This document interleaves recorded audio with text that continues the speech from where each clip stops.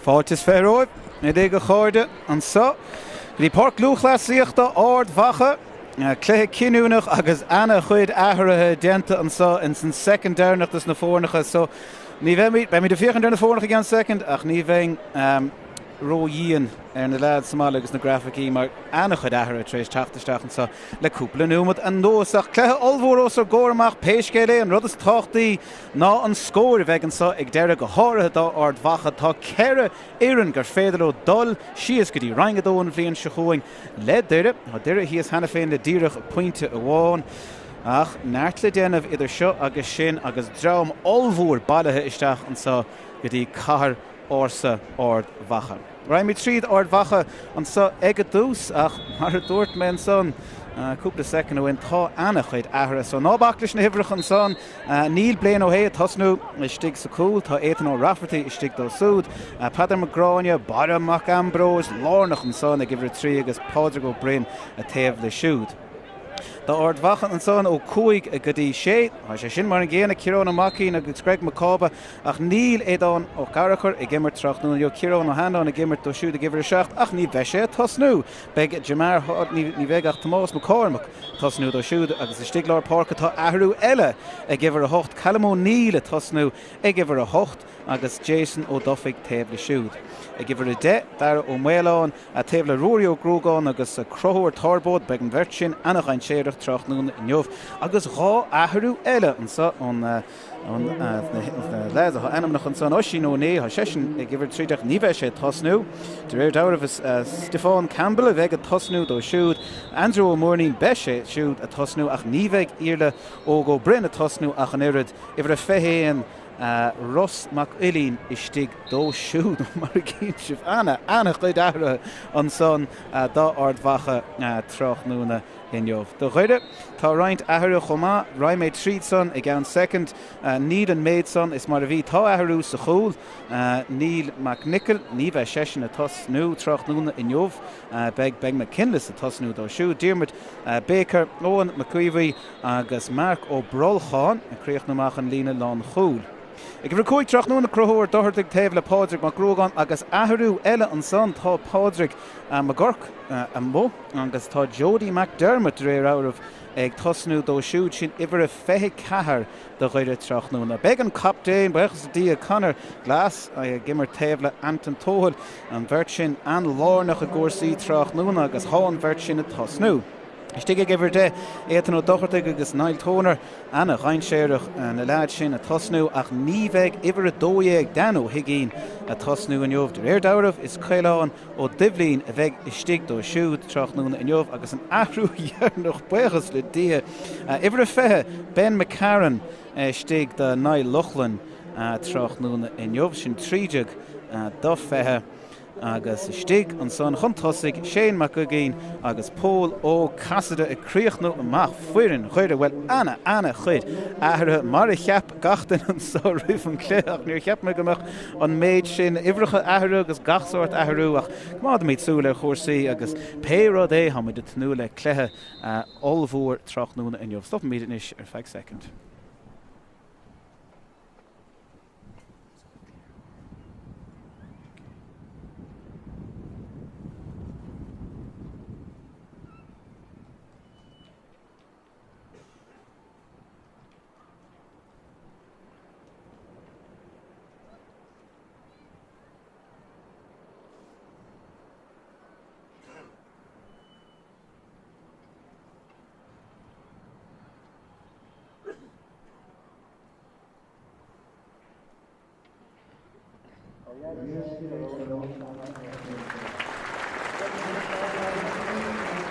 Well, agus mar a caint an son faoi ahrú a bháin eile do Ard Mhacha á sin conatí ag tosnú ag ibre naid Trachnúna do chuirithe craobh na héireann na bliana se caite agus is tónam gur bééis sin an tain ahrú eile. Stop an bíad in iste árán na bhíon.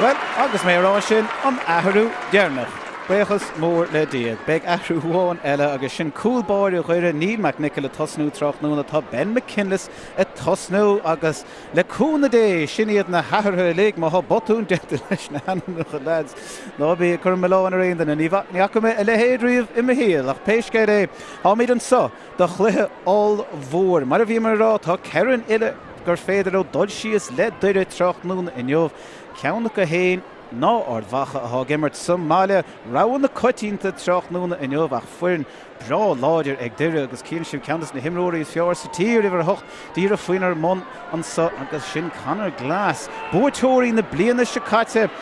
sa tre agus búirteoirí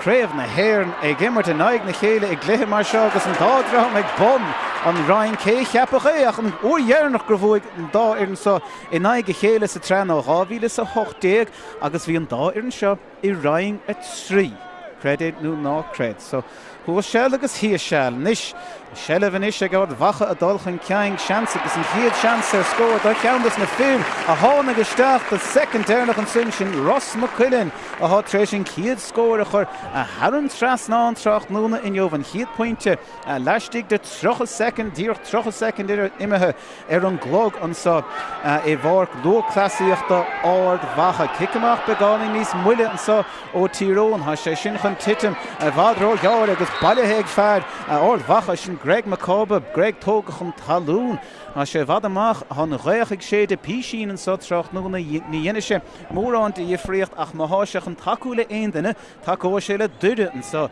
in san chiad leach an réach sin is séide ó an taobh cléige an taobh dheis agus si bh féchan der chóirsaí. Dáhí ó thochaí is stig I lár buir an son leis an gansaí goramar sesin mar a réitóir an léon jobh agus begánaín ráite an son leis an réitóir agus tóga sé an líród chun ceang. Deis das éasc an son is cheapá do ruaí ó grógáin. Ruaí a dhimmar go thumtach díreach seachtain ó hen in ag círí 7 pointe fuitige an lá sin agus an chiad pointe fuitige hena fé an Tráchtaire in jobh agus Ard Mhacha chun ceang begur chuire rud ag an speisialta na chrothú an sa níl bú a bháin acu im bliana gan éon áras tá Paddy Tally ag gíre bú a bháin go háidethe agus iad a dul chun tride in ag díreach cúpa seachtain in is nílach caiicíisecó dín chiad chluthe sin I gréibh ola in ag dúnagáil ceann mór Ard fada an nuair seo a titim ó chorn agus ó dorann eile baile faoi dhearra ag fearr chuide sin Ben McCarran Ben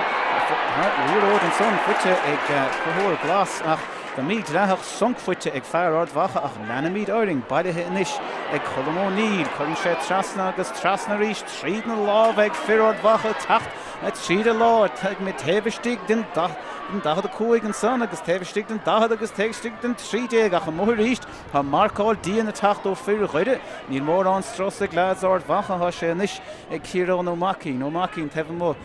den point an sa pointe dúbalta ábalta an sa a ríist há Ard Mhacha in naig na gaithe be sé beganí níos dochar dóibh an gá pointe sin a aimimsú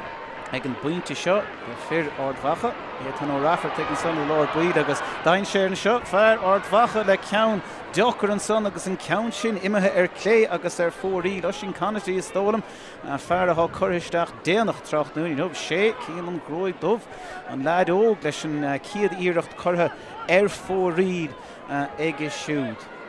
Well, comád mí túúla na cléthaí eile le feiscint in jobh trí chluthe olmhór eile ó Roinn a héan Peile le feiscint TG4 YouTube Beo agus gan áras chluthe olmhór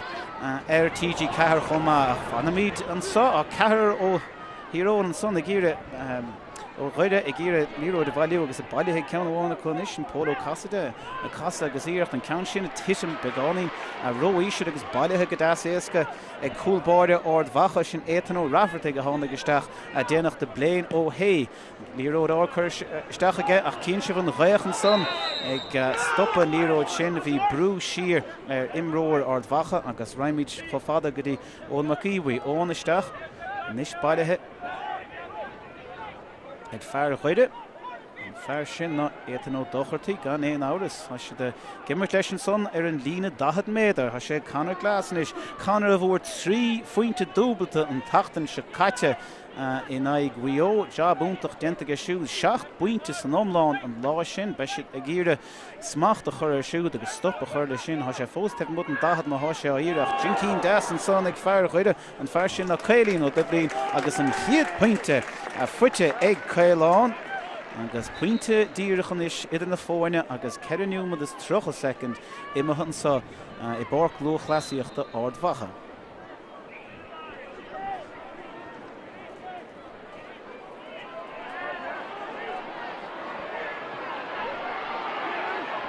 Ben McKinless an count shot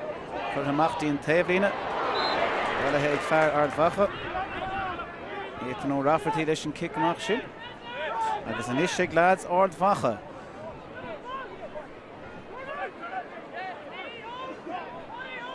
Chun ceann an son ha Rory ó Grógáin ha pointe Rory Hannah féin in jobh na pointí ige an lá Hannah agus sór job denta ag Rory ó Grógáin im líana countess na Rory is fear beidir an Timróir is fear bhí ag Ard Mhacha go dtí seo lárnach i ngach cluthe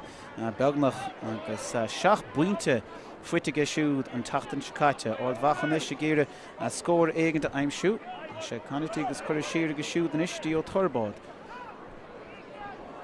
Ard Mhacha, das máud tríd ach maileán. Seans an is beidir ag Macába. Ten séisteach. Siad nis sé go níl ó níl faoi bhrú maite chu lads chuide denta go maithe go siúd agus chuir siarige í canatí ríist. Tá bhí stig na féhéin agus tin tríide chu seans an is ar cúl beidir a siad brá sons le sonca chuir harm trasnáin Stiffáin Campbell agus an 7 pointe fuite go siúd agus chá fointe idir na fórne a ríis sin is sé nuamad imethe ar an glógan sa in Ard Mhacha. Sé McKinnis a gimmert tá bhí stig den cúl Bert Coolbáde ahrathe in jobh don dáchúnta ana chuid ahrathe me géire súla go mád ar cuasaí is dóna gún me I gceart an is seo héamh anamnacha agus ibhreacha dhé. Agus duire I gcíre dulchan ceang I dhéanamh bhíidir hadar ana dhéimeach leis na taispánta sí go dtí seo é sin ráite go minic ag Paddy Tally a thoisiad chun an cluiche a úsáid agus an cluiche allmhór a tathótha dírecha gceann caicíise. An na himróí seo go léir siad de áit in san iirn sin. Ceapá go sé mac go gín sábháilt go leor.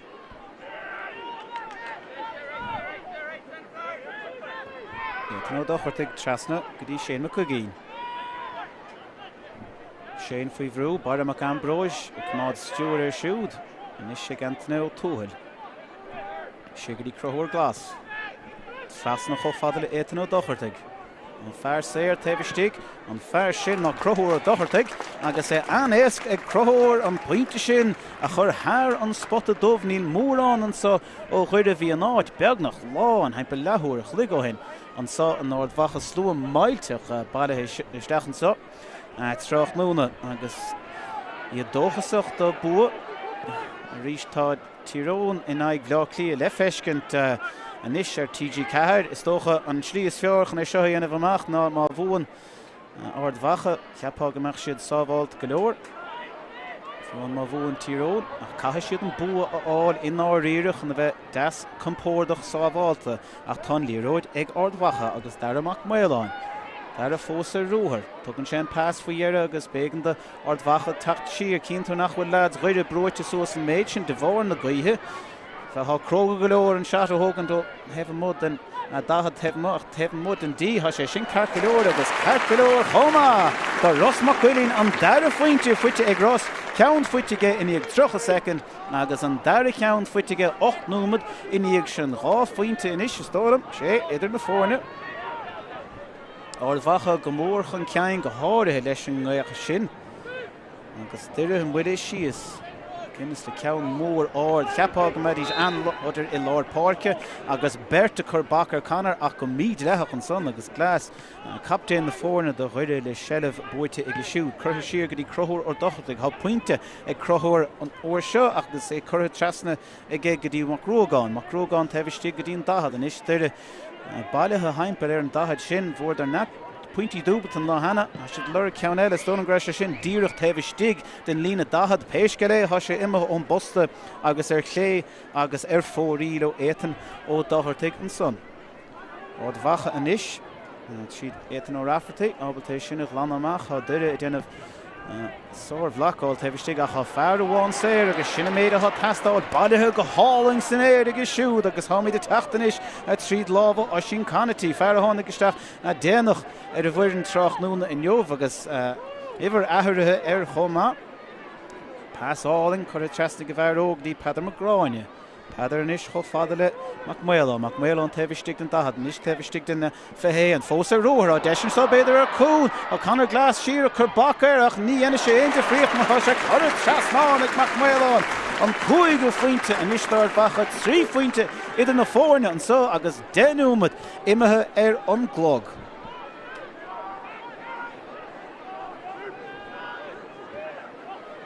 McKinless. Tá Bert ag marcáil Conor Glas go minic bégan dódal ras ceáir ach bailithe go maithe gé ní raibh gróá leis an tactic sin an tachtan Ceallaigh do chuide ach I gaiirí níos fearr leis Tráchtaire na Neomh a sé an losachlaithe ben Pólacas denis tach an ceang agus chuir siar go dtí tónar níos le seile beidir an dar bhhabhta Tráchtaire na Neomh há neart ó Roinn I gimmert heimpel an dahad a cúig ceanna chuna captéin na fórna chuir a trasna ggé go dtí ó dahirtaigh há pointe ige hena féin há sé lorg an ceann sin ón taobh mód den dahad a stóram sé an brat áiste thós an éir an chiad dhá faointe agus leis sin trí faointe san omláin fuite ag crothúir ó dahirtaigh Tráchtaire in Neomh é fágus séir agus leis an nghaoch sin a chomhda go mór leis gearann sé sin an bearna dí díreach pointe amháin. Sin canatí inis bhfuil bháin eile tacht tríd ní léon den á bharcáil tha sé ruair tha sé taobh stig an féin an seatóga agus tha sé búirte in aig an posta cad é mar seatóga tha sé bad inis ag fíor chuide a tha sé caidiríos droch fas ó Conor Glas agus tha seansa go tacht úr bháin eile bhfuil caribh an marcáil an son Péisce Ras mo chuidín an ceann sin cura dheis I bhadó dheis cho fadó dheis nach bhfuil si fiúán imethe amach fós a bór tá sí fós a bór chu sé bailithe ag cúil báirú chuide McKinless há sesin faoi bhrúach denta go má ag siú chuir trasnatí mac rógáin ag deire agus an is sean ag deire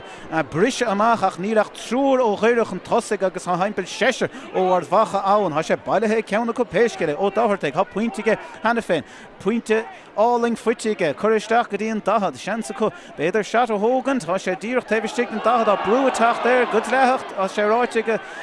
réiteoireach a seansa níos ag sin go gín agus an ceann sin a chur clé agus fórí agus cheappa de Armagh siúd leis an caiidán ige go mar sé sin imethe ar an trasná nach ceann eile imethe clé agus fórí. Well, cad é mar filéir bhí an son de seat ó canatí ach díreach an bosta cheapan slú a ligan so greis sí tríis a dul isteach sa chúil ach an tá ag deire beidir den ciadú im líana sa tráis seo agus imime bosta agus an macharíis de Ard Mhacha ag tacht úr bháin eile Peadar Magráine inis chuir cho fada le Campbell trasnan so dí canatí agus deis eile beidir ag ar cúil tá sé sása le pointe an uair seo genta go maith go leadóg a chur ar an trasnáin ag sin agus sé faointe inis ag Ard Mhacha sé ceir faointe ag chuide agus an slú an sá beáín áhairsach fe dí sásta dá mar rud gur chuir sé sin isteach sa chólach níor chuig agus tha duire bra obaltain pointí dúbalta sinna aim siú begur Ard Mhacha rud éigen dhéanamh an son ar lína dahad Tráchtaire na Neomh sin bailithe ag fearr Ard Mhacha chuir trasnaige chu fada le muoí sé Tomás McCormack tá an genta go maith ag McCormack tá sé taobh stig an dahad tá sé anna éasca de lead Ard Mhacha agus sin chura ar an trasán tá Tomás McCormack an chiad faointe fuite ag siúd bhil cosint chuide tá sé chu éasca sá tríd na lead seo Tráchtaire an éon áras tá tosathe den chiad sco ag Ard Mhacha ach caithfidh deireadh rud éigin dhéanamh faoin cosint an son. Sin hainpil ceathrú bhabhta an isgur Rochleasa Ard Mhacha díreach, tríd, lín, cúil, chuide. Tá siad rud éigin dhéanamh. Kindas an ish Widow Sheas Corsi Cowan Moore Ard Hakana Glass Fracht Fivon and Count Shin Lead Chef Fitche Egg Shoot Hasha Fitche Egg Toner Toga Chum Talav Agus Count Each all and Kuristach on Sunday go Doire Take Bada Hugadasik Farhuida Kura Sheergadi Macrogan Fivru Bacon Dodol Sheer Shansonish Chapa Egg Shane Macugin Ha Count Cutter for Ridige on Count Shin Dirach Hanan Trasno and Rother Hot Hastod Gayer Leshin Egan Droch Count Cutter for in slow Hugas. When an ish by dad, Nílach half winter. Get them a phone, now we point to on. Well, scoreboard draw half winter, son.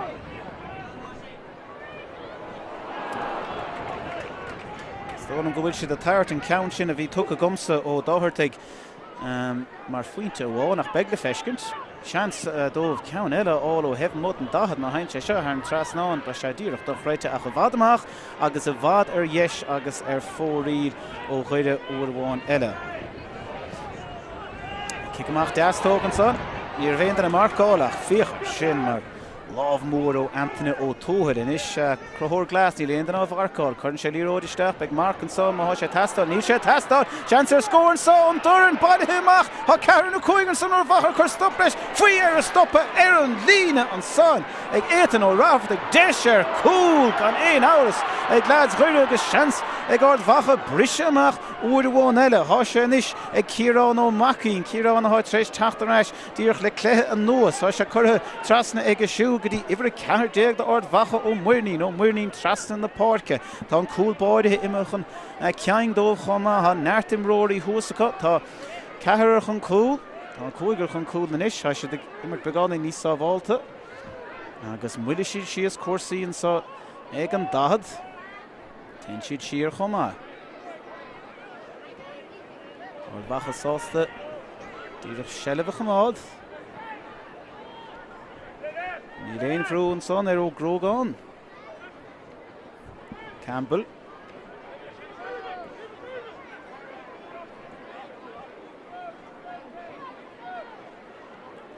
Boyd. Well on. Rafferty frach leis, má sé tastal wig. Níl.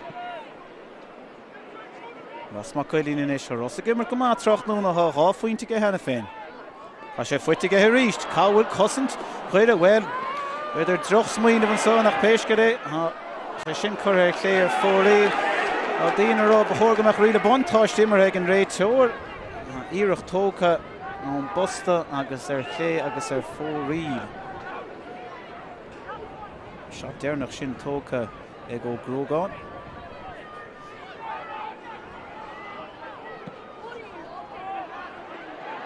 Well, Ballathe go hana esco Ard Mhacha son agus Ard Mhacha gír tacht tríd oor a bháin eile. Canatí oor a bháin eile beidir. Nó sé gír an pointe seo hógad stóna mé ach níl maintir Ard Mhacha ró hásta le sin. Tá fiúr an cúil an dara íirecht curtha ar fóraíl ag Canatí ach sé fiochan annach ein séireach an son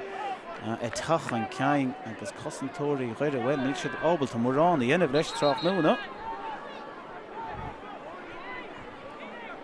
Hálaí róid ar a Páirc.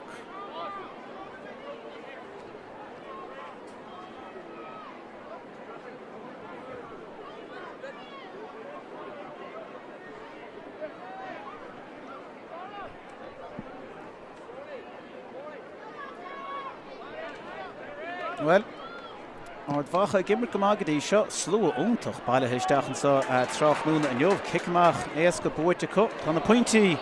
a lig a bhór siad sa tre im líon na fuite co Somália chuma. Had ar bra sásta ha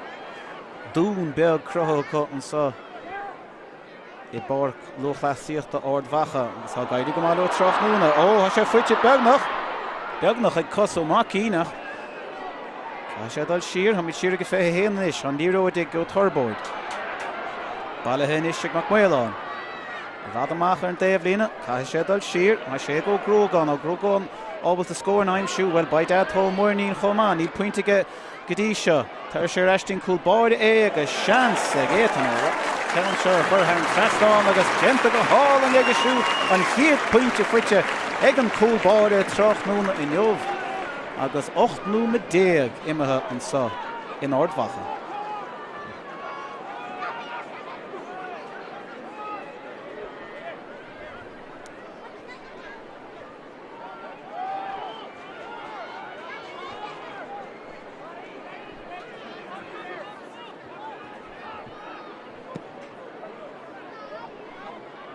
Ceann mór Ard leis an ghaoth agus féchar sin chomhéasca le héanaar dó dochart ag an isis an ceann is chuisteach gin léidir is a choúlach a chorthar yes agus fór riad when ní a bhéon cúl báide ann ceann anna reinséireach chortha ag ghuiide beidir a fálam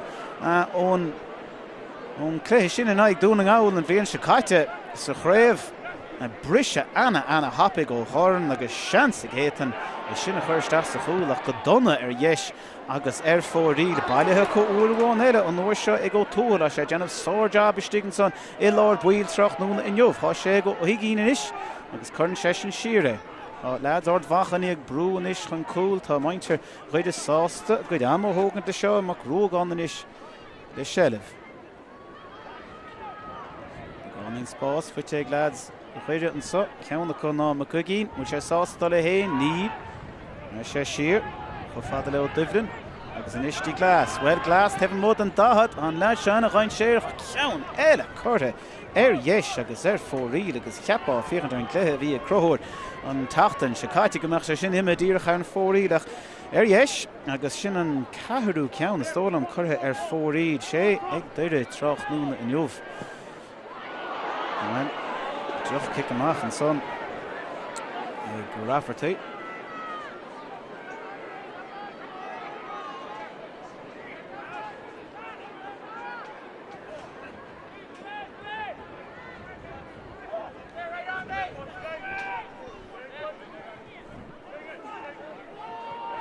Tá pointe ag ó difrin hana féin ní réonrad ag crothúir go dtí seo 8 pointe fuite ag crothúir glas an tachtain se chaite 3 cheann ó fointí dúbalta sa dara leach sin bhí droch céad leach agus dara leach go ná réireach go háir an dara leach sin marach an ceann heile chortha ar yes agus ar fór riad an son ag duirde náirt imethe ar fór riad do siú Tráchtaire in Jov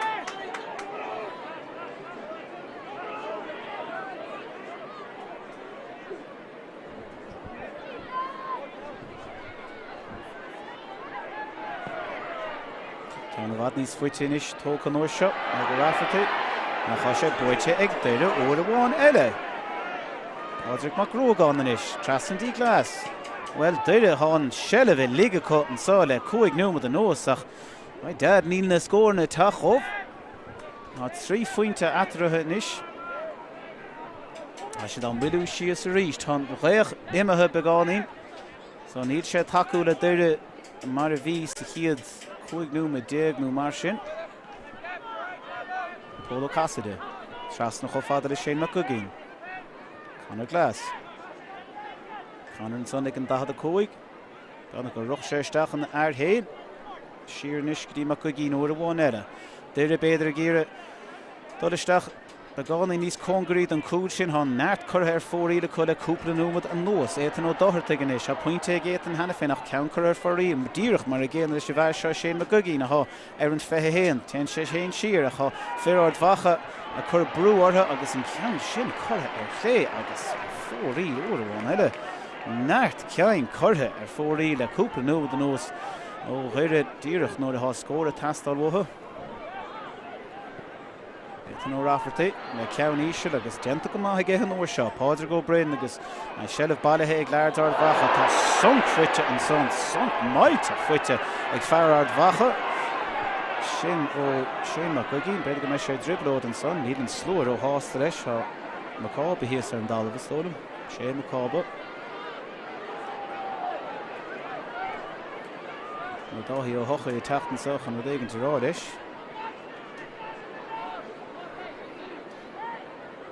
Cort a tacht, cort a buí, sinna méid, Cárta buí ag Shane McGee, ní chorá sé sin de cuasaí.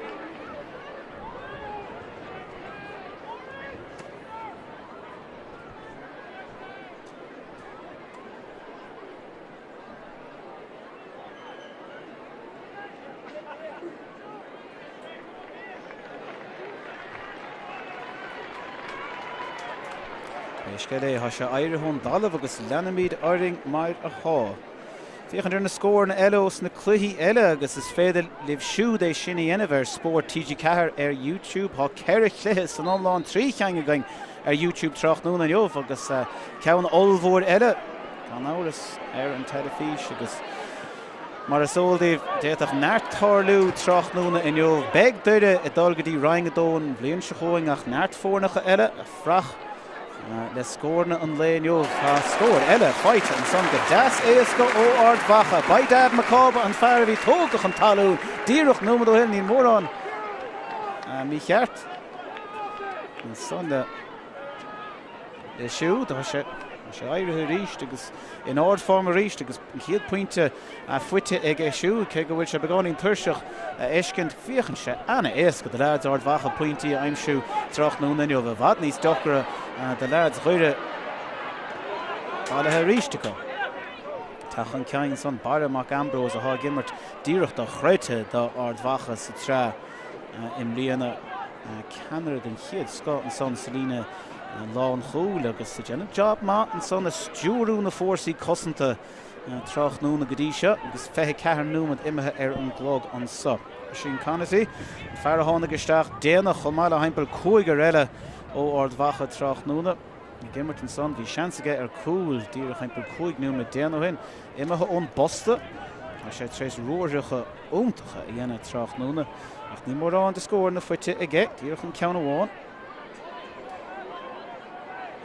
Mhacha a ríist a brise tríd go hán éasca agus seans an son dóibh ceapá ceann das éasca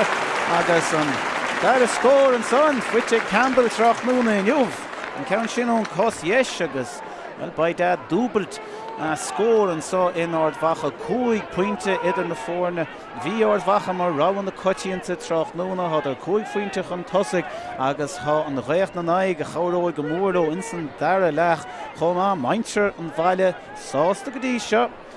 Ní an áras beag Paddy Tally begáín bórtha inis go háir leis an méid sin líróidí a curtha ar fóraí bhí anna chuid seansanna ag duire go dtí seo an ceann sin chuiristeach mar kick soccer cho fada le éitan ó Doire éitan i gcíor é bhailiú chu se curtha ha an taobhlín an úd maintir an taobhlín a róhása leis maintir Ard Mhacha ach beag se le bh méid níl an réitóir teachtasteach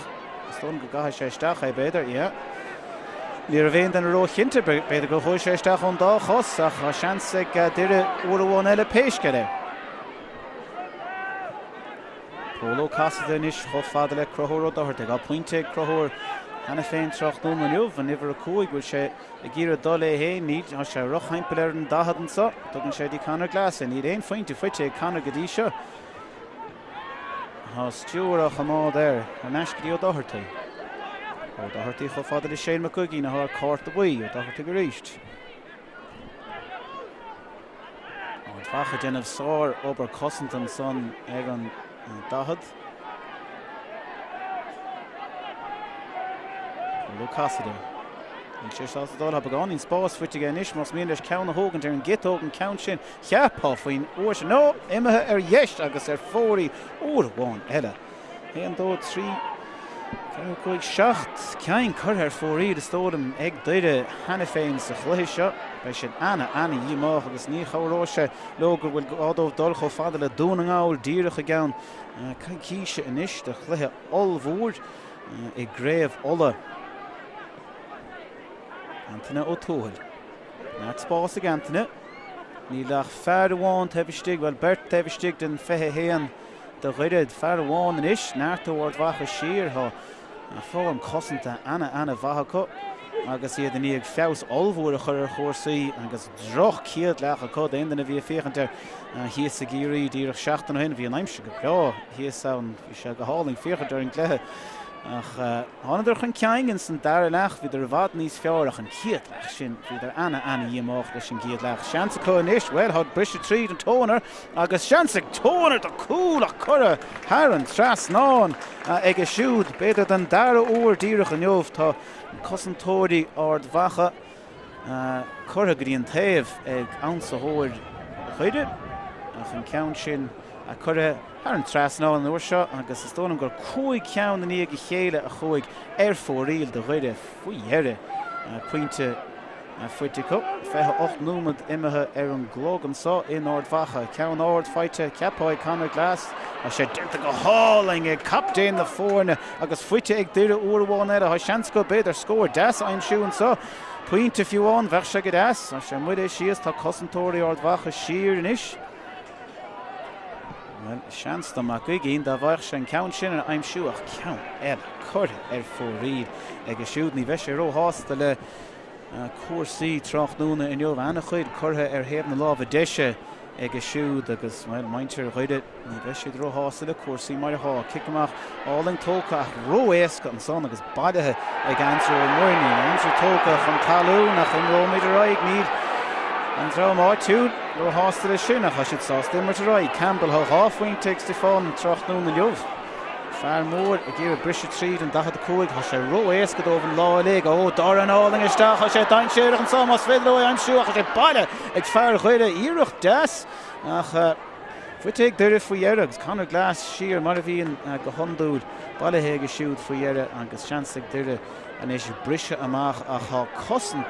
cosint ag ciascóide ag tosathóirí Ard Mhacha ha siad a chur brú ar chuide nachchuide áid ar a Páirc seo Tráchtaire níl siad a déanamh an Ceallaigh go dómh ach háta sé acu péisce le faoi dheire mar go gcíanaan is a tachan ceann bhrá leis scóir aimsú faoin rá seo nar chur ar fóirí bhfuil sé stigan sa do faointe hás dóram ceann fuitige faoi dheire bhfuil sé brásásta leis an ceann sin an tarna ceann fuite ag Shane Tráchtaire in neomh agus cuasaí beána níos fearr inis an chlár scóir an sa orsa góir amach a thárá go bhfuil trochan númad imethe a gcuin. Well, the Ard Mhacha ag gíre cosint a dhéanamh in sna tosathe an son agus dhéanamh ar job amach bhí deile ábalta brise amach tríd chuma. An réiteoir, well, now lads, tá sé seach an difriocht dhéanamh Shane McCluggeen ha cárta buí ag a hana féin nadidir cad a bhí ráite aige ach an dara cárta buí fuite ag an fear a díreach a níag pointe a aimsú ní reise ó hása le cuasaí cúpla ceann curtha ar fóríd aige a sunk a níos lutha fuite ag macáb a bhuaig nadidir cad a háir an son ach an dara cárta buí fuite aige agus cehar dé agan is sinna méid atá ag deireadh tá siad trí faointe chun cúnan is agus an obair le déanamh ag fear chuide an sát an ciad cúpla númad eile agus an dara lech beag an réach na naig chumá in san dara lech agus tá fearr breise chu inis tá Ard Mhacha sásta seo thugann go 10 máil an son éan ó rafatí le ceann mór áir a chu sé bailithe ag fearr chuide péisce é beidir go ngriasach sé seo fear lár óla an thuúscart lár áide ir nó lár áide gimmart Tráchtaire na neomh cai siad rud éigeantíanamh tá Conor Glas a sé ciún go dtí seo Tráchtaire tá siad a lig ciún go dtí seo agus tha neart curtha ar fóirí ní éach siad immart níos measa détárá tachtain is tríd Ben McCarran chuir trasna go siúdí ó Dublin inis tí Glas a ríist Glas ag an 15 bhrá leis chá faointe áil Rivle haum da bhaich sé níl seach an teachtain uair seo ra sé siar go dtí ó dochart go bháin eile.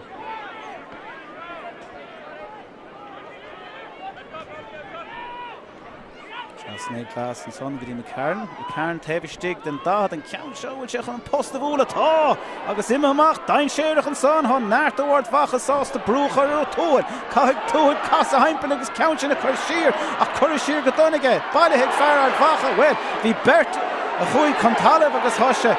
ag túil i ríist agus ag lads dúire i ríist chansan is ag ó Dublin an ceann seo thugan ar an gitóg agus an ceann sin sábháilta thar an posta ag an cúlbáide achas tónam go raibh rud ag an ráit an son nó kick nó rud ag an son fuite ag fear chuide mar sin beag seansa go péisceile an ceann seo a chur thar an trasnán. Well, duire, a siad a gimmert go hangis a chu siad fós a chluithe seo by dad beag seansa go chumá an ceann seo a chur thar an trasnán ceapá gur tónar a hóg ag an ceann sin. Sé níach na héana ríis cad a háir an son ach dáhí ó hochaí. Ní raibh sé sásta a cuasaí é sin tógach an ceann chumá go dtí an cethir déag agus seansa go siúd an pointe seo das éasca a thógant sin nailó tónar an dara fointe a fuite ag nail Tráchtaire in jobh agus well bait dad ní nach gá fointe idir na fóna kick amháin den líróid sinna méid. Cred é nú ná cred an réach láidre begáín an so chumá a sé fuór chumá an so gahar Ard Mhacha Tráchtaire. Beag athirú, cí maithirú an déibrína. Ibre seach da ibre fethe cehar do chuide is dóna a hán son sin Páirc Páirc I tacht chun Páirce agus Jody McDermott ag imacht ón Páirc. Sé.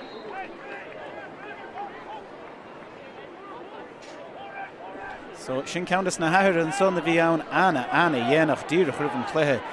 Heimpelach nó má dribh gur hosta an chluthe bhfuil me lista olmhúir de aithirthe. Ach sin mar a cheapá le chluthe mar seo agus an dá ar an seo an stíad a bhí acu. Anna chud aithirthe. Péisceallaigh tha sé bailethe ag Ard Mhacha, tha seansa Ard Mhacha pointe nó ró aimsú idir trí chomá, ribh le hama. Tha siad brá ábalta bhí cúpla deisiúcha ar cúl hena féin Tráchtaire in jobh. Tha siad a tachtanis tríd ó sin canatí chuir trasan na Páirce ag a siúd agus cheapá nach raibh an líróid ag Ard Mhacha le cúignú denú an nós ach péisceallaigh le gá fointe fuite ag duide in san am sin. Dar amach maileán fuite inis ag sin a ríist. Nart spáiste gá sin. Á sin brá ábalta brise tríd ach ní dhéine sé an uair seo ten sé amachtaín taobhín a Ross McCuiling a gá fointe ag Ross Tráchtaire in jobh gá fointe Campbell chomach ra siad hain siar cho fada lem ó muirnín. Maileán. Bhfuil si tréis brise tríd an sá tá si tréis brise siad tha brú a tacht ó Conor a chuise sin chur a thar an trasnán ag Conor eile crothúil ó torbád an chéad pointe a fuite ag a siúd an Tráchtaire in jobh agus trí fointe idir na fórne díreach nómad le dul an sa I Páirc Lúthchleasa tá Ard Mhacha Tráchtaire in jobh. Díreach scór amháin.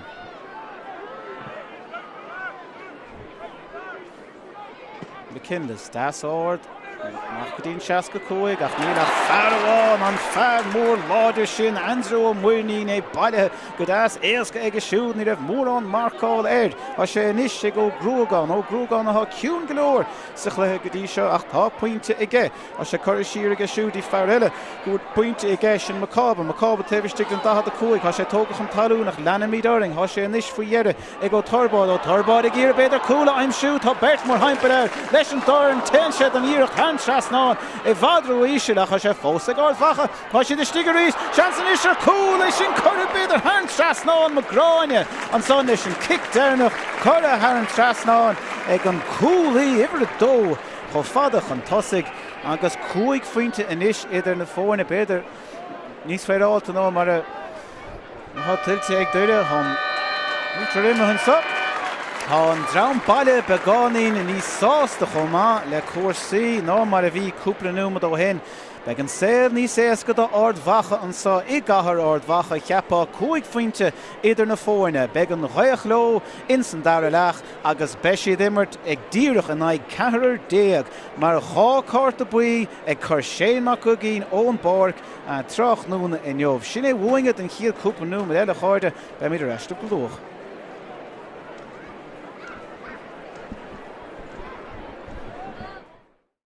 Taobh stig na féhéin agus taobh dún tríide chu seansan is ar cúl beidir a siad brá sons le sonca chuir thar an trasnán stiffáin Campbell agus an chéad point an fear séir taobh stig an fear sin má crothúir a dohartaigh agus é anéasc ag crothúir an pointe sin a chur thar an spotta dó dohartaigh tá pointe go hena féin tha sé lorg an ceann sin ón taobh mód den datha de stóram sé an brat ar áiste thuas an éir tá sé taobh stig an dá tha sé anéasc go de lead Ard Mhacha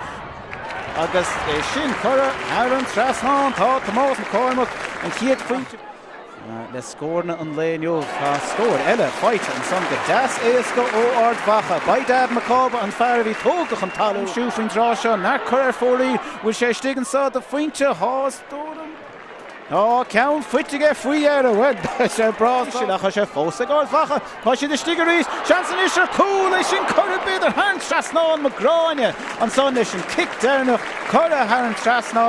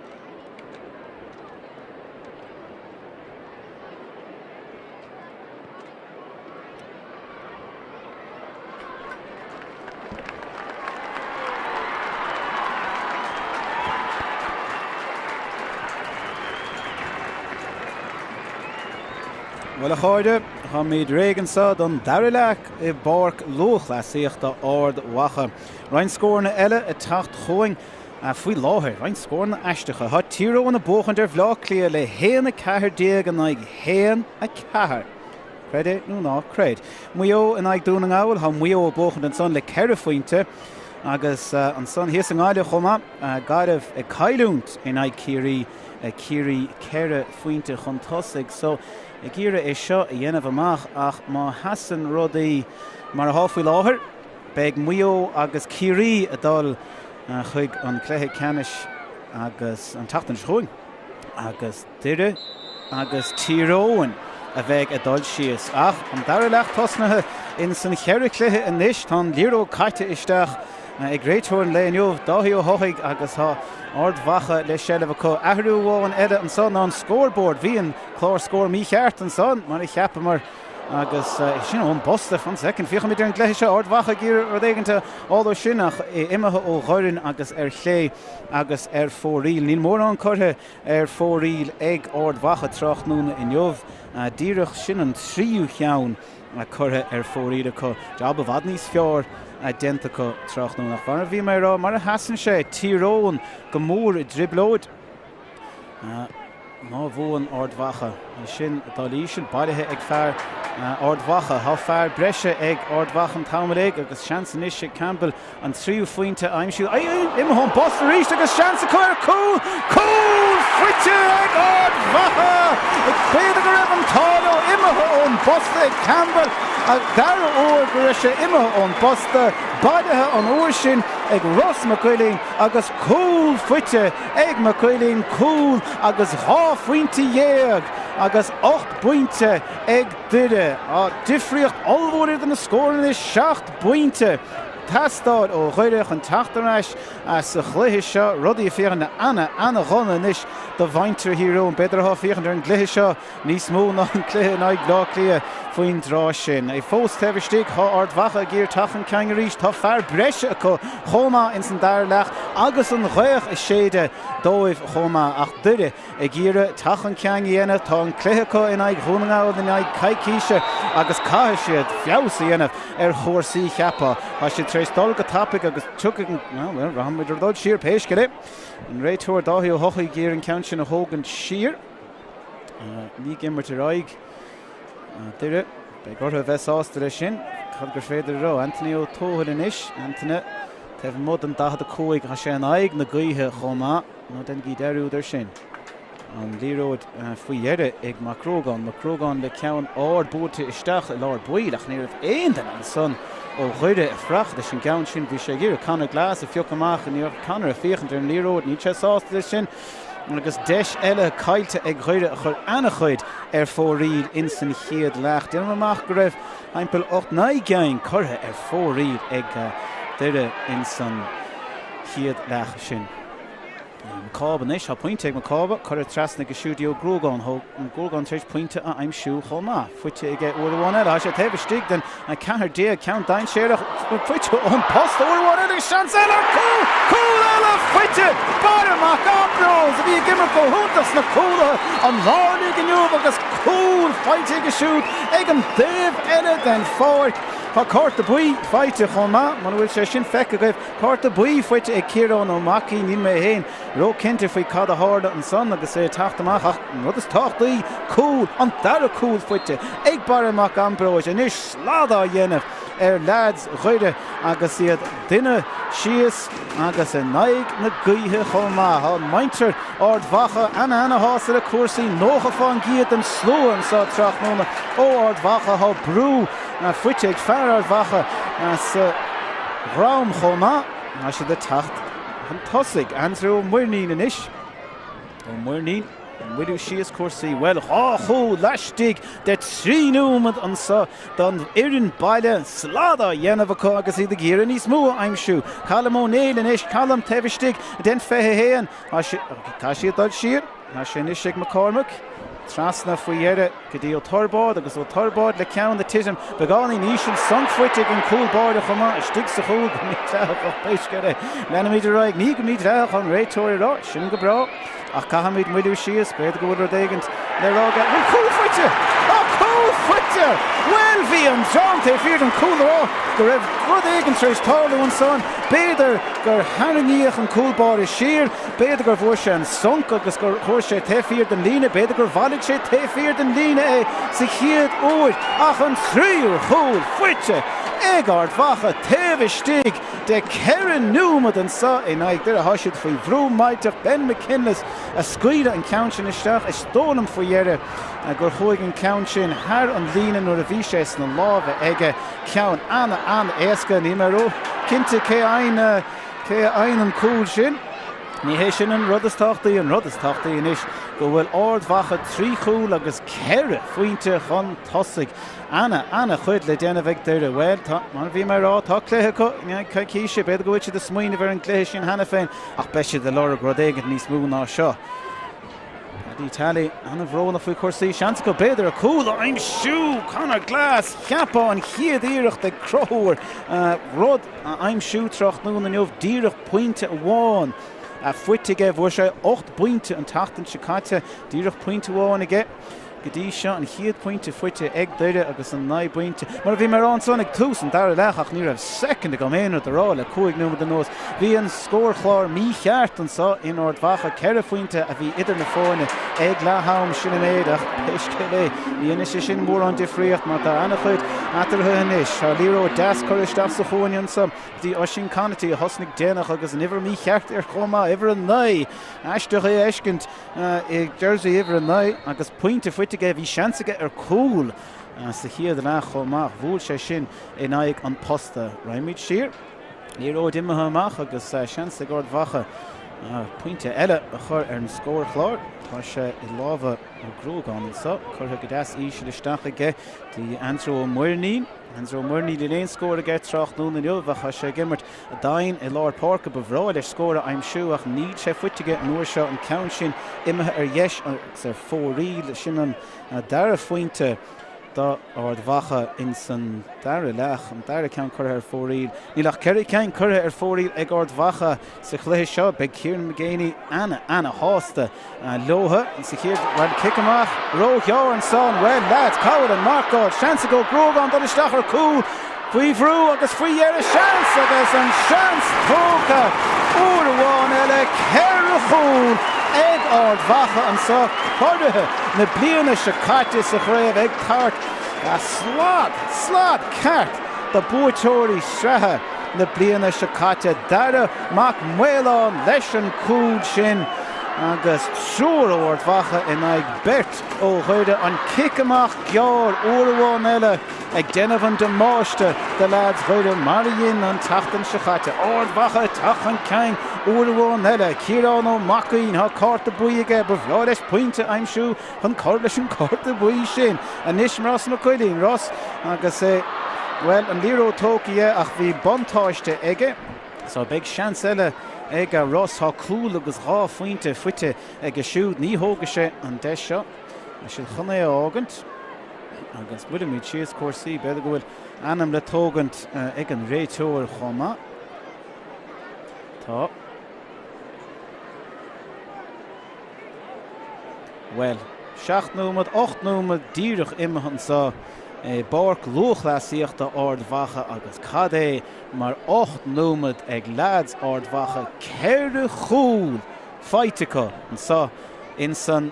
dara leach agus credin ná cred sin an chiad fointecha. Crothúir tarbád an sa leis an dara fointe go siú trach nú na neomh Ceallaigh chúl agus 3 fointe dhéag in ag 9 pointe an sa in Ard Mhacha. Well, maintú híró na féchantar seo, beidir gur hána dúirteach chuin den chiad cúpanúban na sa an dara leach há gaiide go húntaach dó in ag Lúthchleasa ach an áíre be sé anna dheochar ar ghuiide Tráchtaire agus iad a hábháil faoin drá seo. Níró tónar an aide gimmert go mátrach nó na neomh siirtí Conor Glas. Íon Conor Glas anna bha in san dara leach an tachtan sicáte bhuair sé 8 pointe 3 cheann pointe dúbalta bhíonanta ach tá sé anna dheochar éonar dhéanamh agus ceann eile curtha ar fóríl an son pódó casaide an dara cheann curtha ar fóríl ag pól trach núna in neomh agus be ceann gear a tacht an sa ó éan ó Raffertig ha pointe ag éan Tráchtaire na Neamh níor ceart tróbh sin a hógan mar ha chálaí róid ar a Páirc ach Peisce ní ana sé mór an díomhríocht Tráchtaire na Neamh Páirc ó Brennan is a tachan cain bhrád a siúd pointe aim siúd tá pointe gibhar dó agus cúla gibhar trí sin an taon lád sa lína lán cúil nachhfuil pointe fuitige Tráchtaire na Neamh ach ní thuca sé an nuair seo ha sé fuite Campbell beganí spásaige ra sé trasna a sé cailte faoi dhearan son ag Tomás McCormick agus bailithe ag féidir chuide an fear sin ná Owen McEwie ha Owen ag ire tachan cain súr ó Ard Mhacha ag ire stop leis agus stoppacha go méid leithach an isise Anthony ó tóid Anthony ag ire rud ag na chrothú fir bhúr an son na láir Páirc do chuide ach Conor Glass nílí sásta díreach an cluiche seo a bhfuilú síos agus an thoise de smaoineh an gluthe olmhór sin I gceann díreach caiiciise tá cúpla gortathe ag deireadh chomá tá Rogers agus ó lainse gorta chomá be siad asúil go méid an bhirt sin ar ais beag siad san na tastáil agus rud éigent eile má háisiad chun aon bhathas I anamh ag Domhnaigh an teachtain se chuing Tá Domhnaigh le caiiliúnt stóil an fósan ag muo ach Peisce an príomhrod da Ard Mhacha ná siad a fichant ana chábháilta faoi láthair Idir faoi bhrú, bhí seansán ag tús an chluiche seo go raidís síos go dtí Roinn dó an bhliain se chuing ach ní sé sin chun tarlú. Conor Glass is trasna ag a siúd go dtí Polo Cassidy. Trasna inis dtí Conor Glass agus mar a bhí mar rá rivan cléthe chun fear seo bra ábalta na pointí dúbalta sinna aimsú. Níor lorg sé éon cheann in san chiad leach faoi dhearra há ceann fuitige. Agus ceann a bhí agus atá a tastáil go géir. ó chuide. Ciceamach áling an son, bailithe Ciarán ó Macín, Ciarán róthar inis, sós na Páirc, Ciarán ó díreach rais inis le cléthe nós, hosna sé a naid Ciallaigh, well níor hosna Ard Mhacha I gceart a naid Ciallaigh ach hosna sé sin dóibh hána de rais, dar a leach, fiidir bhad níos fearr an son, híos I géirí díreach seachtain ó hin ar lá brea áling hán. Gríon a géirí tachta amach an so chomá sé fuair go leor an so an Ard Mhacha na cinéalacha deas agus há siad taú le Ard Mhacha mar há an ghaich leo. Na mar go coscéimena ráit an son ag an ré tóir. Fuise beg agus fuise bh tastáil go géir ó chuide Anthony ó tóhann inis I bhad siar ach caithe sé bheith tá fear breise ag Ard Mhacha sa chluiche seo agus iad ag bant an úsáid é sin chomá. Téide máil an dí roid há tóhann an sá séir an sé géir rud ag na chrothú an fear mór sé róthar chun ceang tá fear breise leis an fear sin má há sé bailige agus tána étan ó dochirteig caithe sé dal siar. Trasan is droch pás ach bhí an tá leis bhí lábhar mór ó grógáin na stig go gcíre bacha chur an líróid sin ach ní éirigh leis. Tá Conor Glass is taobh stig sa bhosca má há sé de gcíre é fiúcha amach caithe siad ag na chrothú. Trúnú cehar in isise sig bosca má se de gíre fiúchaach, ra sé amach tín déhhí na stólam agus tucaig faoi dhearre sé ag ó dochirteig an so. Ó dochirteig Bertéir seansan is sé go Cassidy. Well faoi dhearre hon pointe sin fuite ag Polo Cassidy rá cheann curtha ar fórí ag go dtí seo Tráchtaire an cheann sin faoi dhearre curtha han trasnán agus tá a bert ar ionad le teachtasteach an sa fethe héan de 70 da Ard Mhacha. Sin Ross McCullin ag gimach an Páirc agus Joe McElroy stóir an teach an Páirc fear eile atá leis. Agus idir cethir stóir ó chuide ag gimach an Páirc sin brolcháin agus fear ionad is stig dó siúd so sin na chiad aithire Tráchtaire. Ceir a chúl agus pointe a bháin idir na fórne an so.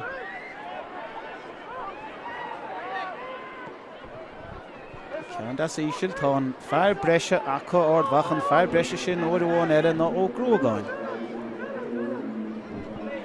Cormac inis agus macába ag obair le chéile agus iad a gcíre tachan ceang tá deire caiith siad cúlú tá an fear breise ag Ard Mhacha agus tá siad á dhéine sin tá fear sa bhreis an so ag Ard Mhacha más féidir le é fiúcha amach faoi dhearre tá fear chuide ag cúlú inis agus Ard Mhacha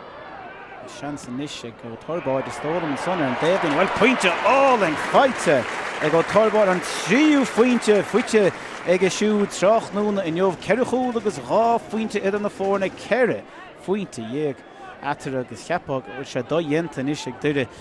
in dolchen kying yenov agus tacht as shop dirach pointe awan eg korrehe shrahan the bliene shakate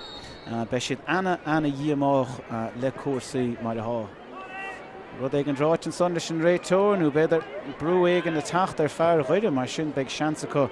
dulch an ceang dhéanamh Conor Glas le ceann mór óir deisteach hit fear chuide ar an fethe héan bhí trúr óir bhacha a frach leis ceanna chun ó macín agus á seansa gluire éalú úr amháin eile. Tá sé an isig McCormick, há pointeag McCormick troch nó na jobh.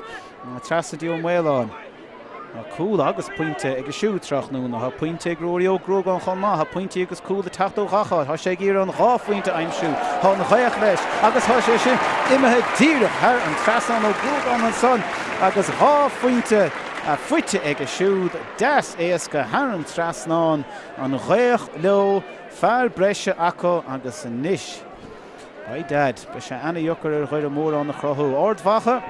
Beisiad in a gamer tonight 3 hachtana beg gachim roir ha muhanson trach nún ag gír a Páirc lacha sa chluithe in ag éinstrama. Nadir cinnáit in éinstram, nar conspórt an son agus nar kaints na déna vidir seo agus sin níl me héin chanéanú de rá faoi.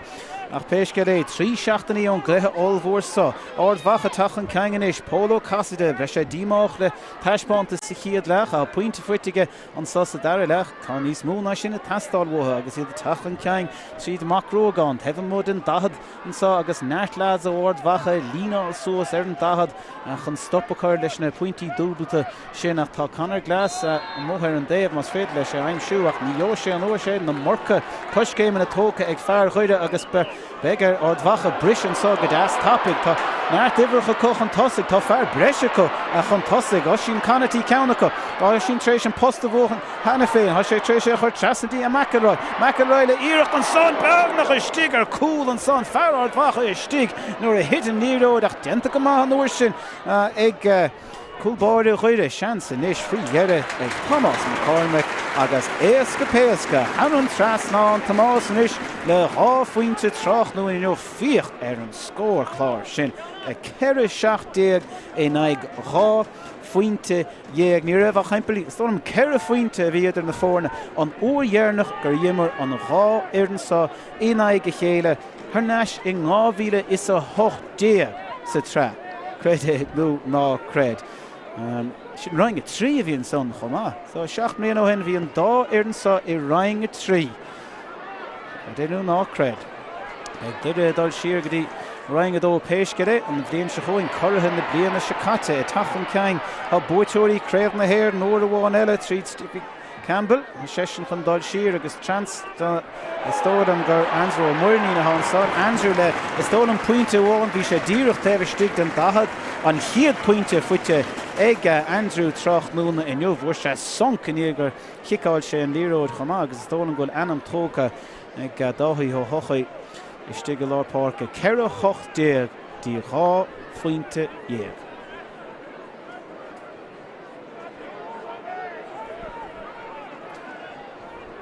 Well, ceapá go meid deire sásta díreach rudaí a bhuiiliú sios in is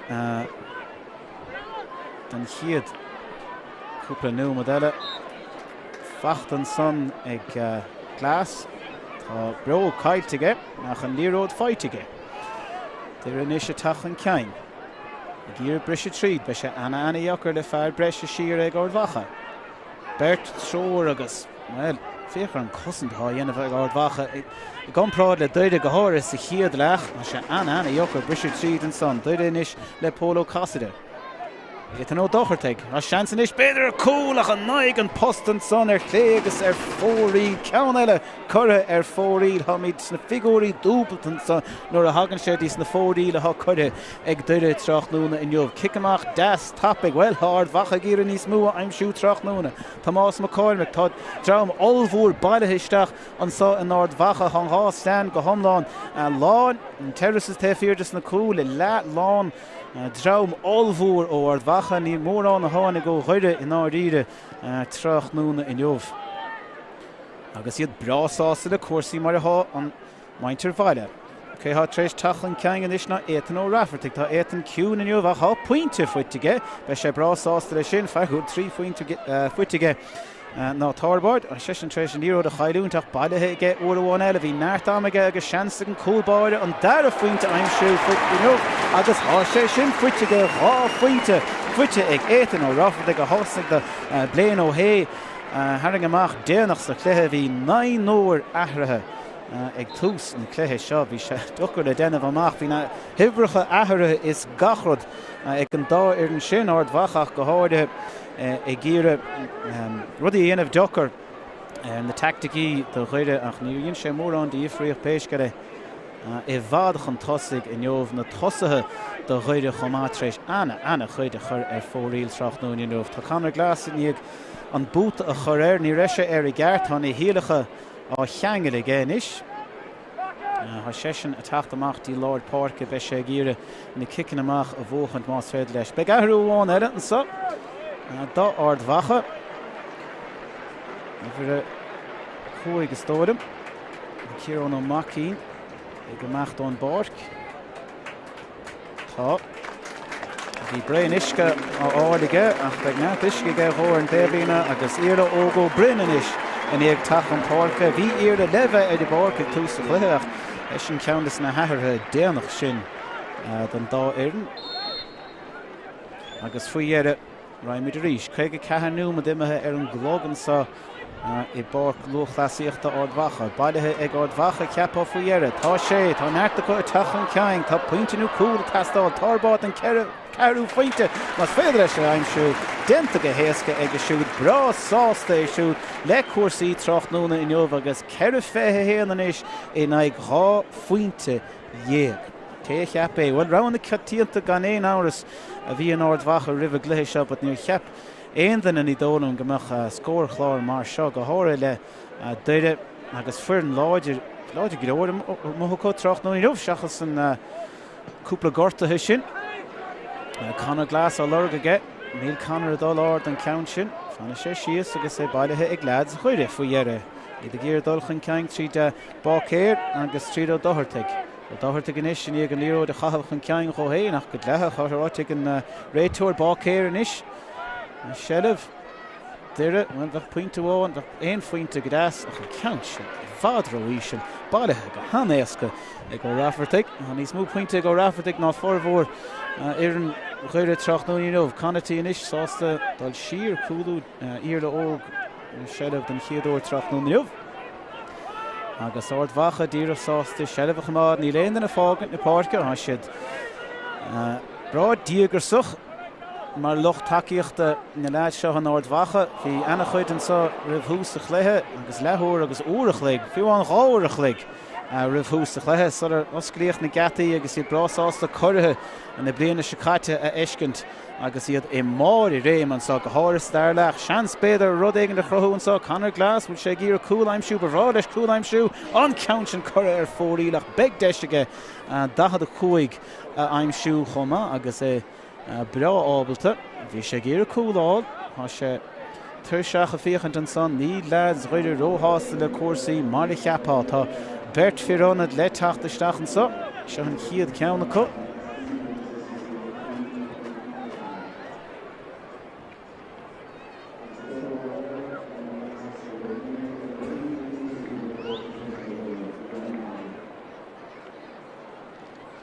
An cíam go bhfuil Roinn Holland ar an déobhlíne.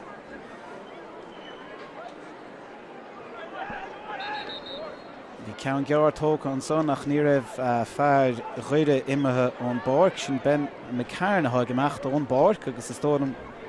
ná a céthástig. Stan gí Marco Dohart a gabhain. Agus ahrú bháin eile an sa do chuide. Iver an idea, tá Roinn Holland ar a Páirc dtír na bácéir ag amacht an Páirc is tólam agus ahrú eile an son. Sin Jamar Hall is tólam. tacht an Páirc agus Connatí beidir gemacht sé Connatí há gemacht so sin na hairde cúpla uile Bhín Connatí go má bhí sé anamthe déanamh Tráchtaire inniu buinte fuitige ráchan chuir fórí bhúil sé posta chomá ach dimmer sé go má a ríis sa chiad leach sin anna éas go brise tríd chosint chuire é dénta go minic níor bhór ar aon chúil sa chiad leach bhí an tála doire ach baid deir hanna cúil fuite go in san dara leach seo seansanis do glas an dara fointe dúbalta a aimsú Tráchtaire trí fointe dúbalta fuitige sa dara leach díreach 7 ó hin agus cheappa go bhar an count seo well is sin imime beidir ar cléir fóríd bhuiid se nó imime thar an trasná imime thar an trasná aige pointe das fuite an son ag siúd agus bailithe ag Ard Mhacha so Ard Mhacha a tacht uair amháin eile ní a bhaintí có le cúpla nómad a rudaí muilthe síos ag doire tá siad a gcéire níos mú scórna tá na lads a tacht an ceang ó Ard Mhacha tá siad a gcéire scórna cúil agus pointí agus háfuinte aimsú chomá le óg an son crown trasna agus song fuite an son ag Páirc go brin god lethe agus tólam a cha sé imime síos sé song maidiseach an son ach gólim le ggólan go bhí ann na tólam ach stoppa míidir feag nómad agus tóga míid isce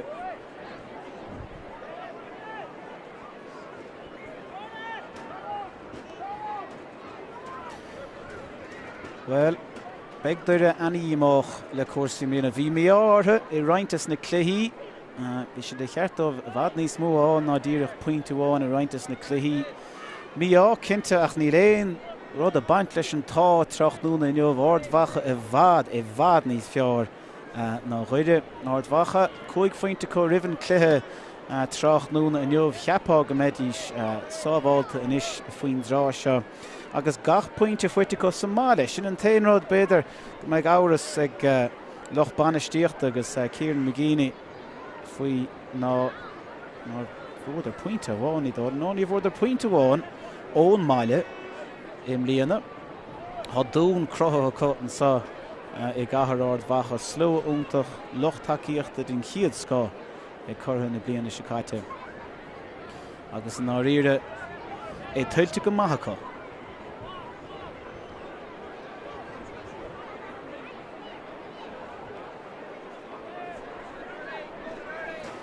so ríiste cháirde má bhfuil fichant ar na cluichí eile Tráchtaire tá cluichí ar siúil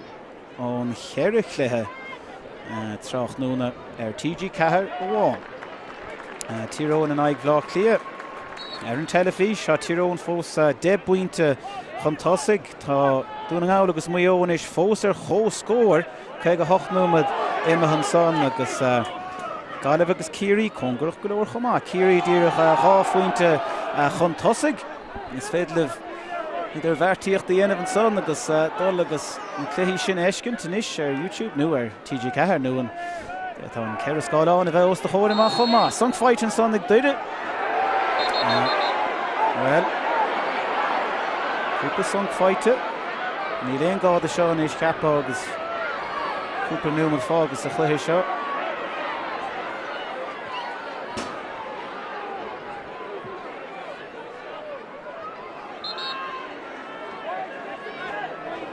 réiteoir géir leabharta den éigent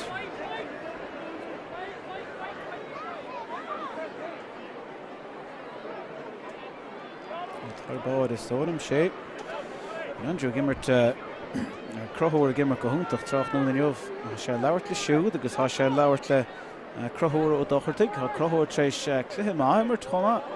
cártaí dú a fuite go léir sé mar háil tréis ceann aimsú chomá súr a cóig amach don Páirc tá so déanna sé sin an saoil bagáilí níos éasca do chuide be trúir déag an ag trúir déag an sa crothúir ó dochirtaigh le cárta dómh crothúir ó tarbáid le cárta dómh agus fearrthá díreach tréis teach an Páirc a háil i gamacht chomá so trúir déag an ag trúir déag an sa in Ard Mhacha an há nua déag le dal an sa well, by piece of crack going gone in hours than here the hall new my day eile tá cluiche olmhóra ag an dá cluichí olmhóra ag an dá ar an seo ag an cúpla seachtainna be siad gíre rudaí a sríáil be siad gíre imróirí nua thug an Páirc be siad gíre tacticí a sríáil chomás an náitigín é náit ag neart le fálam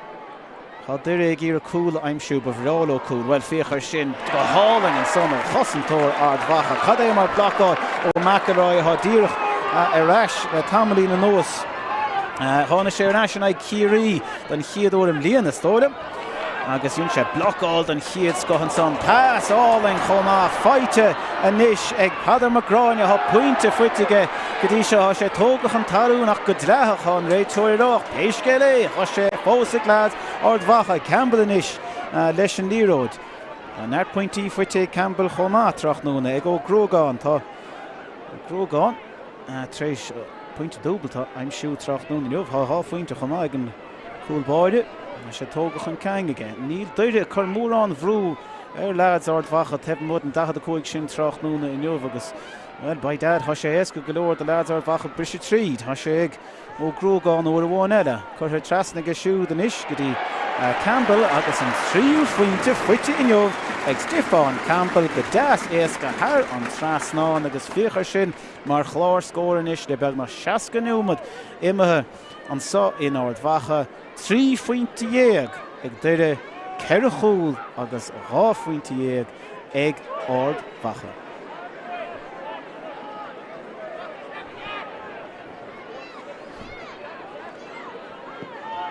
Cinnas le ceann Ard tá tóthad a freachta sé gceannsa a chad doran olmhór tréis teachtaisteach an son ó lán thosaí Ard Mhacha tá an líróid imethe agus beag seans ag duire thógad amach dúirt an muir taobhlína a cha an réiteoir ní go rágar líróid Ard Mhacha a ann ní chiantóid sin a go rómhin agus tócha go raibh súil níos fearr ag an cúlbáide ar cuasaí Tá fearrán ad nuach an teachtaisteach chomá an sa dá chuide cían idir go bhfuil Páirc go Rógáin chun amacht ón Páirc agus bhfuil Cormac ó Murchú a teachtaisteach Cormac ó Murchú istigh agus má Rógáin fósa le bár cá sé ganacht an is faoiire tá an clog stop a Peisce ní dhéana sé mór an díomhríocht agus fíocha míad ar róirí ó Grógáin tá 2 faointe má 3 faointe fuitige san omláin tá puintige agus á puinte dúbalta ag róirí Tráchtaire na neomh tá sé taobh den 15 tá réich leis chomá be bhreáireacht an ceann go dul thar an trasnáin níl mórán le caiiliúnt ceappa agus denúmad le dáilsach le seo tá lads chuide i marcáil go géir an nuair seo nach ní géir go leor bailithe ag ceannacha sin an ceann eile ach caiite faoiire agus á sé feite ag glas glas sátan ceappagus go meachta dhéanamh agus an is seo seansaigh Marco dothirtaigh ruthar a dhéanamh Tá sé fuite go dothirtaigh eile ó dothirtaigh an is tebh mud an fé tebh stígt an fé chur a trasna go siúd ach fear chuir tréis tiidir mar an dalamh droch pás lábh bhí ann an áiríir a tebh stigthó bhí sé anna dheochar ar éis sin a bhailú agus tá seansaigh Ard Mhacha brú chun ceang uair amháin eile fear lán chúlaí an léineomh bailach Ambróise is sé ruthar eile tá cúil aige hena féin ba bhráidis ceann eile aimsú ach fága sé an ceann le Campbell ag gíre ceann ógan ar an gitóg ní raibh sé sásta ógan ar an gitóg chuil sé leis an chlosábháilta dhéis agus an ceathrú faointe ag a bhfear mór.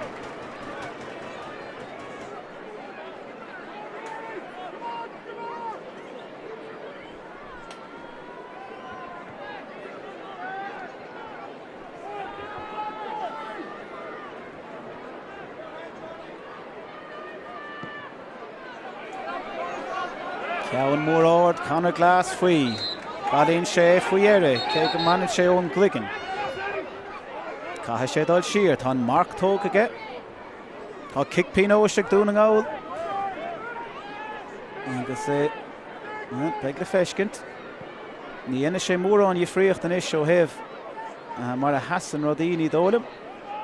Tá cúil eile ag tíróin chomá tíróin a bharchan tosa ar bhlá clíon is tíróin ag 2 ag héana sé is dólam 2 ag héana 8 Tá kickpín sin sábháilta ag lethe rún an áil sábháilta ag daró buid Doire níag tachan ceangaí ana bhachtá cethir cúigar an son ó Ard Mhacha a gír a stop a chuirló an stop sin denta go míd leach agus seansaigh Doire a puinte eile a aimsú cethir fetrí na trí faointe dhéag an so.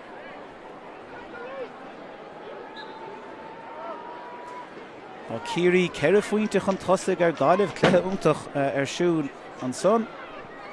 Agus seansaigh Doire is seo chur an trasnán go deasábháilt an son. Puinte eile fachta a go siúd. Stólam gur Ceallaigh ó Dublin a bhí an son, sé Ceallaigh. An dara faointe fuite ag Ceallaigh Tráchtaire inniuh agus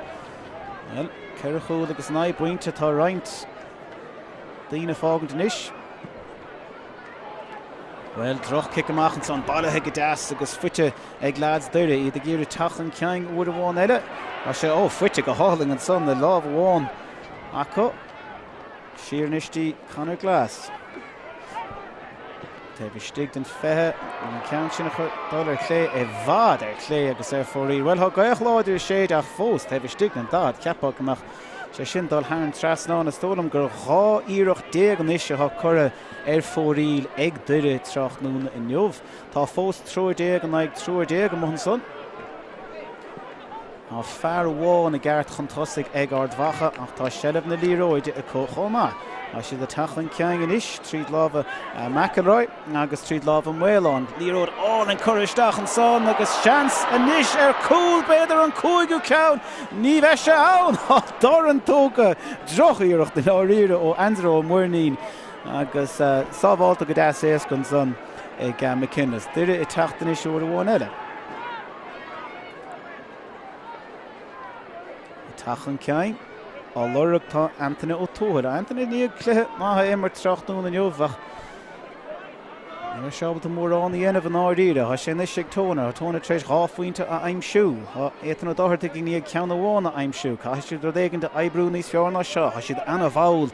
leis an sellh níl mórrán stréanartha Pálo Cassidy trasna cho fadar a Roinn Mulholland. Tá siad á immert leis ar an dahadach níl siad a dáil éanaad. Tá lads Ard Mhacha deanna sáirdeá borthe an son ar an lína dahad go dtí seo Tráchtaire inniuh. Tá éarla ó go bréna gíre a brú chorátha. A sé fuite agus seans inis beidir ag tónar taobh stig an cethir déag ach bainteige go deas éasca níl muinte na háitir ó hásta is sin stólam gur rugach ar a lámh chun réitóir rá agus naid ó tónar a tháinig háfuointe aimsú a Tráchtaire inniuh. Genta go maith ag siúd agus big seans ag Ceallaigh ó Dublin an tríú fuointe a aimsú. Tá an lína chur síos ag an réitóir a bhí going inniuh dáthaí ó Thochaigh. Agus seans ag Ceallaigh an tríú faointe a aimsú ráisiú Tráchtaire inniuh.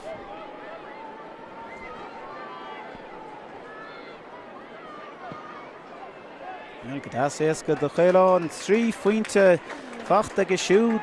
ceapá inis. Tá mé chun rá, ní chóir rá a chu mé chun rá. Go bhfuil Ard Mhacha sábháilta. Well, déitach rudí a thurú chomá. Ní bhíonn tú riomh cinnte. Chuir a tachan ceang uair a bháin eile. Bheith cúpla scóir eile go deas. Stephen Campbell tha neart scóir ag siúd Tráchtaire. Bhfuil sé chun íocht a thógad ar an gitóg an uair sin. Níl sé, chuann sé cho fad amach le McElroy. Bheith scóir go deas do siúd fágan sesin le Muirnín é. Bheith scóir go deas do Muirnín chomá chuir sé ceann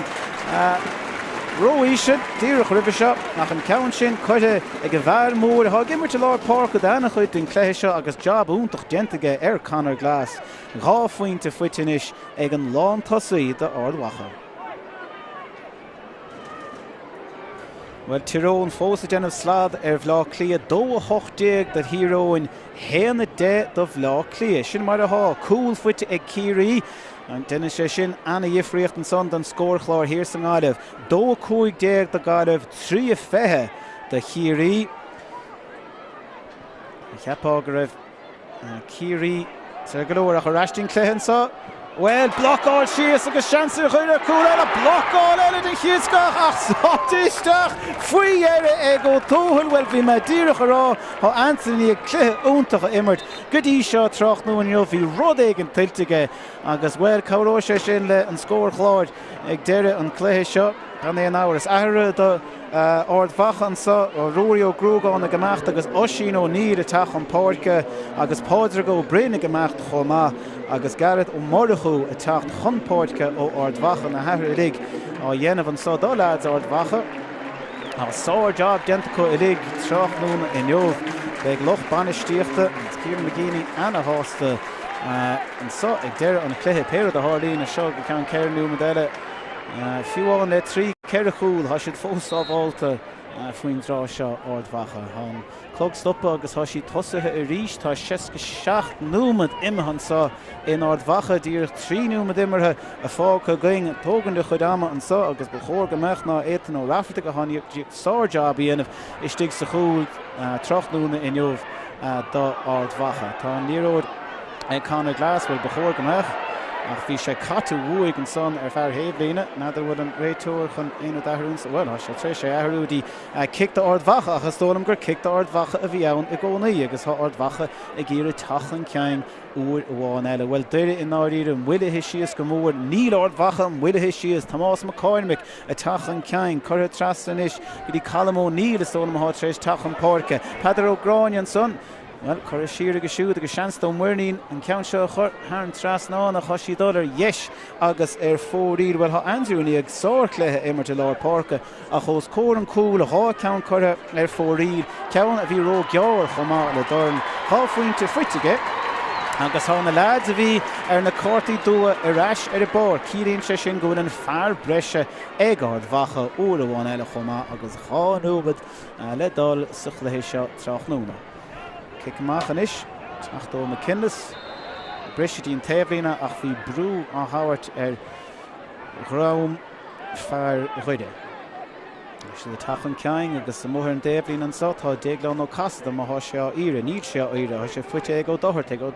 gír Brisití, de gír Brisití chomáta ó dochart geile, crothóir ó dochart trasna go dtí éitina tach faoi bhrú ach brúd leach. Tá méid siar an sa go dtí an dí Commentator is le seansa go siúd é sin a chur thar an trasnáin agus é sin fuitige stónam tá sé fuite ige bhfuil. Bhí rá iirecht rá faointe ag crothóir glas tráthnúna in jobh agus thóg sé an gá iirecht sin. Bhí trí iirecht agéin teachtain chaite agus thóg sin trí iirecht sin agus bheithá ceappa a bhíogan ar an daobhlína cén fáil nach bhfuil sé ráit na kiccanna rá faointe seo gach ile uair. Bhí neart spás a gas a chiad le chomach ní hééis sin an tactic a bhí úsáid ag deireadh tráthnúna in jobh ná den mionach sé mór an díomhríocht ach sinrád go gcóda dúna áil bheitthe fiochandar ag gabhann cúpla seachtaí deireadh techt uair bháin eile há sé ríist ag ó dohartaigh há sé trasna in istí fear chuide há seans go teachtaisteach tógach an talamh díreach taobh mód an ceann ógus tólam bar amach an bróis and nig fear a hógan chun talún agus stólan gur dhéann sé sin go cliste díreach taobh mó den mosca be córt an sa ige péisce le ní mar ó cinnta cin dach a bheith beidir dach an gansaí ath nó córt a buí agus díreach taobh mó den bosca bhfuil an tá ag bar amach ambróis an sin dhéann sé job má siniciú go leor ach job má agus seansan is ag tónar é seo a chur hang trasná an díreach taobh mó den ceairdeag bhfuil sé chun cúil lorug níd sé a sé chur hang trasná go dé sábháilta ag siúd agus héana hochttéag ag déire ní droch scór a an son ar smuoinn tuair héana hochttéag an éon chluthe níd sé ró chuna a chun áíre in jobh bíidir a bhd amach ó Ard Mhacha na cníalacha go háling an sa i Páirc nach bhfuil chó mór sin seapá a sé teann go leor há an imethe an sa há an chluthe thart agus ceapá há Ard Mhacha sábháilta duire gan éon áras a dul síos ní bheith siad sásta le cuasaí Paddy Tally há neart ebre le déanamh aige I gceann cúpla seachtainna réisiúch an Páirce sa Sraith Ard Mhacha ana hásta le cuasaí go háirithe an chiad séanúmad sin sa dara leach na cúla tacht a tapig agus an neartacó chomá dhéann sé sin an difriíocht tráthnúna in jobh go háirithe cárta dearag a séan mar gugén sa chiad leach ach an áiríre Ard Mhacha I bhfad níos fearr ón tús an sa tráthnúna in Ard Mhacha. Sin mar a há duire I ráing go dó den bhliain se chóing agus féchan na cluiche má thu féchan ar céá dulchan ceang agus cé nachhuiid há na cluiche críoch nuanis Spórt TG Ceallaigh agus TG Ceallaigh a thuam se cháide an sa ó Ard Mhacha agus Lúthchleasa an bhaile mór an chathart an a hásta le cuasaí an sa. Bhuainge I lig go dtíon chiaadú eile slán.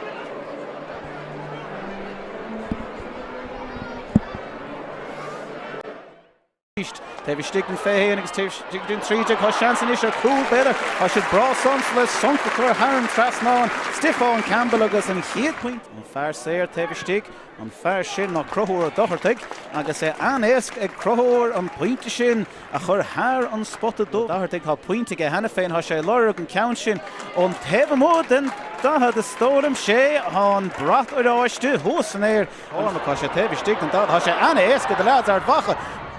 agus sin chura Harran trasnáin tá Tomás McCormack an chéad pointe le scórna an léineo tá scór eile fight an son go deas éasca ó Ard Mhacha Babhta an fear bhí tógach an talú siúfin drá seo nar chur fórí bhfuil sé stigan sa de fointe hástóram ceann fuitige faoi ar a bhfuil sé brá sin a chu sé fósa Ard Mhacha tá si de stigaríos seansan is ar cúil é sin chur beidir Harran trasnáin Magráine an son é sin kick dénach chuinte aimimsú im hon bost a ríist agus seansa chuir cúil fuite ag Ard Mhacha ag péidir go raibh an tála imime na cethir dia count dain séireach fuite ón post óhhain agus seansa ar cúil eile fuite Barmach Ambrose a bhí gimmerco dí talí an bhróna faoi cuasaí seansa go beidir a cúil aimimsú Conor Glass cheapá an chiad íirecht ag crothúir rud an dul isteach ar cúil faoi bhrú agus faoi ar a seans agus an seans tóga uairháin eile ceir a chúl níos go torbáid is tólam an son ar an déhdain bhfuil pointe áling feite ag go torbáid an tríú fuinte ag a siúd trábáide an dara fuinte aimimsú agus há sé sin fuite go rá fuite ag étain ó rafa ag a hásaigh de bléan ó pointeú cúil tastáil torbáid an ceirú fuinte mas féidir leis aimimsú denta go héasca ag a siúd bra sásta é siúd le agus seansa duire is seo chur Harran trasnáin go deasábháilt an son pointe eile fachta a chu siúd Stórim gur chuir chuir cúil eile blocáil eile den chiúscach ach sátisteach faoi éire ag ó tóthil bhfuil bhí me díreach rá Anthony ag cluthe úntacha immer